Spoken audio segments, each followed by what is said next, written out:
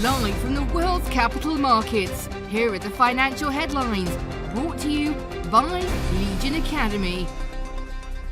Hello and welcome to Tuesday's Daily Financial Digest. Remittance network Ripple has sold more than $400 million worth of XRP in the second quarter of 2022, emphasizing the surge in demand for the XRP token and its on-demand liquidity service.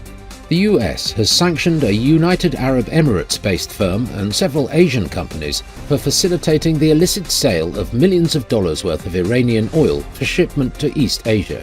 Factories across the United States, Europe and Asia struggled for momentum in July as flagging global demand and China's strict COVID-19 restrictions slowed production, surveys showed, likely adding to fears of economies sliding into recession. The oil-dollar pair dove 4% in the last session.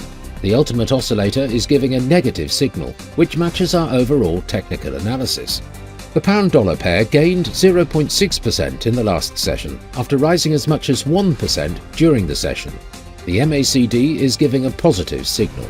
The Bitcoin-dollar pair plummeted 1.2% in the last session. The ROC is giving a negative signal.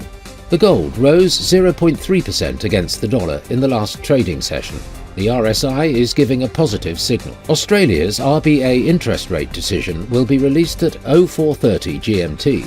Australia's RBA rate statement at 0430 GMT. Japan's 10Y bond auction at 0335 GMT.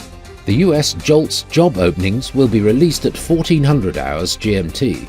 The US Redbook Index at 1255 GMT. Spain's unemployment change at 0700 hours GMT. We hope that you've enjoyed Tuesday's financial report. On behalf of all of us here, we wish you a productive trading day. Be sure to join us tomorrow morning for the latest news and events from the financial markets.